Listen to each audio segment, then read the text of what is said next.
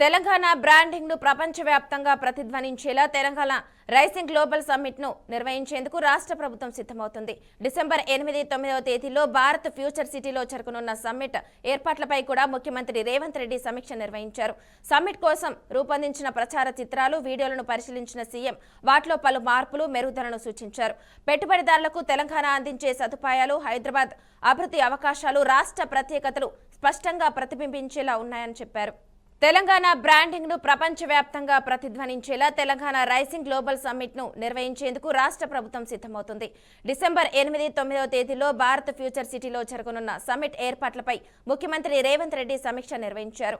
Summit కోసం రూపొందించిన ప్రచార చిత్రాలు, వీడియోలను పరిశీలించిన సీఎం వాటిలో పలు మార్పులు, మెరుగుదలను సూచించారు.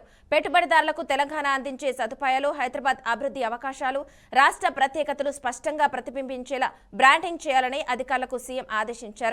ఇక ఇదే అంశానికి సంబంధించి మరింత సమాచారాన్ని మా ప్రతినిధి రామకృష్ణ అందిస్తారు. రామకృష్ణ, చెప్పండి.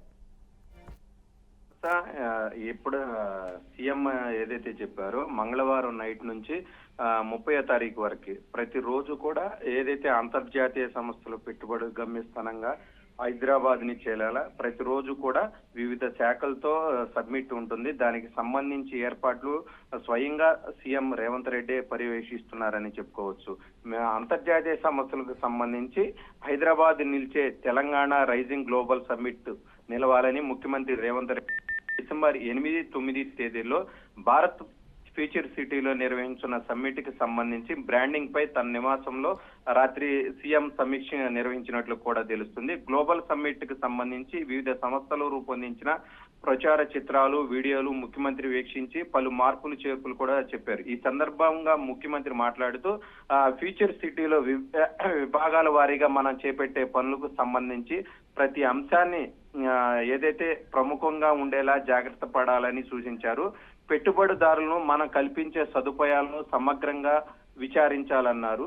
హైదరాబాద్ కు అనుకూల అంశాలు ఏవైతే ఉన్నాయో అవి క్లియర్ గా వాళ్ళకి అర్థమయ్యే విధంగా చెప్పాలి. ఇన్నర్ రింగ్ రోడ్డు కావచ్చు, ఔటర్ రింగ్ రోడ్డు కావచ్చు, రానున్న రీజనల్ రింగ్ రోడ్డు తో పాటు బందర్ పోర్ట్ వరకు నిర్మించున్న గ్రీన్ ఫీల్డ్ హైవే, రైలు మార్గం, డైపోర్ట్ తో పాటు తెలంగాణ కళ, సంస్కృతికి, భాష, వాతావరణ అనుకూలతను వివరించాలని సీఎం తెలిపారు. మెయిన్ గా చూసుకుంటే 99 నుంచి మాట్లాడారు. రాష్ట్రంలో 99 నుంచి ఇప్పటి వరకు ఎన్ని ప్రభుత్వాలు మారినా విధానపరమైన నిర్ణయాలు ఎటువంటి మార్పు లేని అంశాన్ని, పెట్టుబడిదారులకు విషయంలో మద్దతుగా నిలుస్తున్న విషయాన్ని బలంగా చెప్పాలి, వాళ్ళకి అర్థమయ్యే రీతులని సీఎం వివరించినట్లుగా కూడా తెలుస్తుంది. తెలంగాణ బ్రాండింగ్ కి సంబంధించి మన రాష్ట్రానికి పరిమితమైన వైవిధ్యమైన రామప్ప ఆలయం గురించి కూడా చెప్పమన్నారు. దానిలో నంది కావచ్చు, సమ్మక్క సారమ్మ జాతర, నల్లమల్ల పులుల గురించి కూడా అన్ని కూడా ఏదైతే మహబూబ్ నగర్ జిల్లాకి ప్రత్యేకమైన ఎద్దులు, తెలంగాణ నుంచి జాతీయ రాజకీయాలను శాసించిన పివి నరసింహారావు లాంటి వాళ్ళ గురించి కూడా కొంత ఉండేలాగా జాగ్రత్త పడాలి. ఏది కూడా మనకు సంబంధించి బ్రాండింగ్ కి సంబంధించి వాళ్ళని ఎలా ఆకర్షితులు చేయాలనే అంశాన్ని, ప్రతి అంశాన్ని కూడా కూలంకుషంగా చర్చిస్తున్నట్టుగా కూడా తెలుస్తుంది. క్రీడాకారులు కావచ్చు, అంతర్జాతీయ కంపెనీల్లో తెలుగు వాళ్ళు నాయకత్వం వహిస్తున్న ప్రముఖులు, ఇలా ప్రతి ఒక్కదాన్ని కూడా బ్రాండింగ్ చోటు కల్పించాలని సీఎం రేవంత్ రెడ్డి సూచించినట్లుగా తెలుస్తుంది. ముఖ్యమంత్రి రేవంత్ రెడ్డి అధికారులతో సూచించారు.